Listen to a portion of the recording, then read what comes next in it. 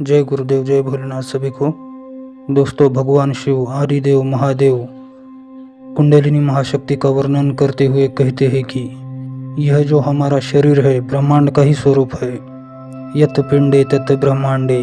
आगे महादेव कहते हैं कि हमारा यह जीवन कितना महत्वपूर्ण है और हमें इस जीवन को सार्थक करने के लिए कहीं और बाहर भटकने की आवश्यकता नहीं है, क्योंकि तुम जो प्राप्त करना चाहते हो वह तुम्हें तुम्हारे शरीर के अंदर ही मिल जाएगा। महादेव कहते हैं कि परमात्मा ने तुम्हारे अंदर ही सारे तीर्थ बना रखे हैं, परंतु उनके बारे में तुम्हें कुछ भी पता नहीं है। ईश्वर ने इंसान को ब्रह्मांड की प्रतिमूर्ति बनाया है। सारे तीर्थ, वेद, पुराण, सारा ज्ञान, सब कुछ तुम्हारे अंदर ही मौजूद है। महादेव कहते हैं 7 द्वीप, पर्वत, नदियाँ, सागर, ऋषि, मुनि, ग्रह, नक्षत्र, उपग्रह, नक्षत्र समूह, पवित्र तीर्थ, सिद्धपीठ, सिद्धपीठों के देवता, यह सब तुम्हारे शरीर के अंदर ही मौजूद है। सूर्य, चंद्र, अग्नि, जल, वायु, आकाश, पृथ्वी, सब शरीर के अंदर ही मौजूद है। जो बाहर सब कुछ है वह सब शरीर के अंदर भी पिंड रूप में मौजूद है। भगवान शिव कहते हैं पाताल लोक से स्वर्गलोक तक जो बाहर ब्रह्मांड में दिखता है वह सब भी तुम्हारे शरीर के अंदर ही मौजूद है। और इन सब को जो व्यक्ति जान लेता है वह व्यक्ति सब सिद्धियों का स्वामी बन जाता है। महादेव कहते हैं भूलोक, भूअरलोक, स्वर्गलोक, जनलोक, महरलोक, तपलोक और सत्यलोक, यह 7 लोक है। और तल, तलातल, महातल, रसातल, सुतल, वितल, पाताल, यह 7 पाताल है।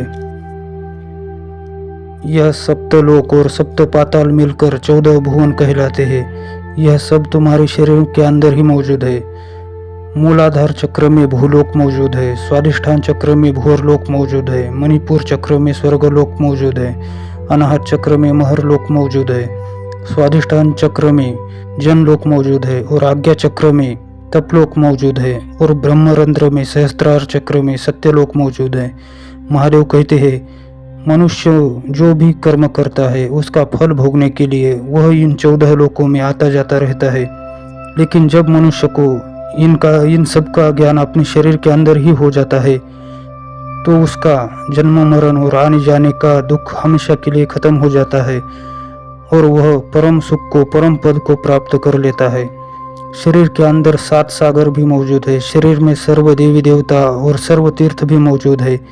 गंगा, यमुना, सरस्वती, गोदावरी, नर्मदा, कावेरी, चंद्रभागा, ऐरावती जैसी पवित्र नदियाँ भी शरीर के अंदर ही मौजूद है।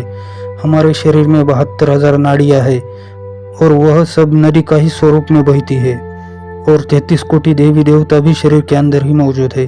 अब भगवान शिव जी कहते हैं कि आज तक तुमने अपने शरीर के अंदर के तीर्थों को तो नहीं जाना है और बाहर भ्रमण करते रहते हो, तो तुम ईश्वर को कैसे जान पाओगे?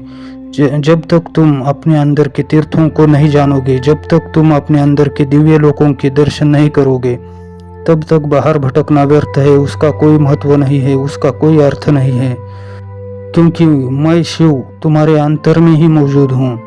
अगर तुम्हें मुझसे मिलना है तो तुम्हें तुम्हारे अंतर में ही आना पड़ेगा। इसलिए मैंने सब कुछ तुम्हारे अंदर ही रखा है, क्योंकि तुम्हें कहीं बाहर जाने की ज़रूरत ना पड़े, कहीं बाहर भटकने की ज़रूरत ना पड़े। अगर तुम भगवान की बाहर खोज करने निकलोगे तो तुम भगवान से नहीं मिल पाओगे। महादेव कहते हैं कि ईड़ा नाड़ी का नाम भागीरथी गंगा है, पिंगला नाड़ी का नाम यमुना है और सुषुम्ना नाड़ी का नाम सरस्वती है। जो ईड़ा और पिंगला नाड़ी के बीच में है और जहाँ इन 3 नाड़ियों का संगम होता है वह स्थान तीर्थराज प्रयाग कहलाता है। यह 3 नाड़ियाँ मूलाधार चक्र से निकलती है और जहाँ इन 3 नाड़ियाँ अथवा 3 नदियों का संगम होता है वहीं पर महादेव विराजमान होते हैं। और आगे शिव कहते हैं कि यदि तुम ईश्वर की भक्ति से, गुरु के अनुग्रह से, गुरु की कृपा से अपने अंदर की इस कुंडलिनी शक्ति को जगा लेते हो, जागृत कर लेते हो, तो फिर तुम्हें वो कुंडलिनी शक्ति अपने आप मेरे पास पहुंचा देगी। कुंडलिनी देवी की शक्ति की कृपा के बिना कोई भी व्यक्ति शिव के पास नहीं पहुंच सकता है। भगवान शिव कहते हैं कि मैं सुषुम्ना नाड़ी के बीच में ही रहता हूँ और कुंडलिनी के जागरण से ही मैं मिलता हूँ।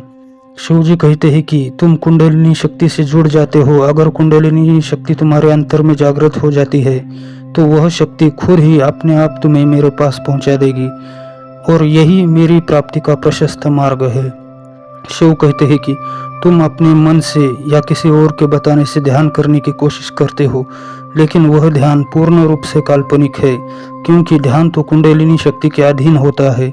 यदि तुम्हारे मन से किया गया ध्यान इतना सरल और सहज होता तो ध्यान करने वाले सभी साधक जीवन मुक्त हो जाते और सब साधकों की कुंडलिनी शक्ति जागृत हो जाती, पर ऐसा कुछ होता ही नहीं है। ऐसा ध्यान सिर्फ एक कल्पना है और कुछ नहीं है। तुम जिसे ध्यान समझते हो वह ध्यान तो है ही नहीं, क्योंकि मन के ऊपर प्राण है और प्राण को रोके बिना किया गया ध्यान सिर्फ कल्पना कहलाता है और कल्पना से कुछ भी हासिल नहीं किया जा सकता। तो फिर प्राण को कैसे रोका जा सकता है?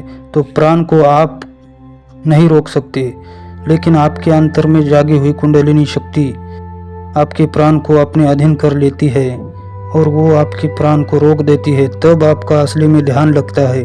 शिव जी कहते हैं कि तुम्हारी सांसारिक बुद्धि तुम्हें ध्यान नहीं करा सकती। ध्यान के लिए तो बड़ी विलक्षण बुद्धि चाहिए, और वह बुद्धि कैसे प्राप्त होगी? वह बुद्धि तो प्राणायाम से प्राप्त होगी। और प्राणायाम कौन कराता है? प्राणायाम जागी हुई कुंडलिनी शक्ति ही कराती है।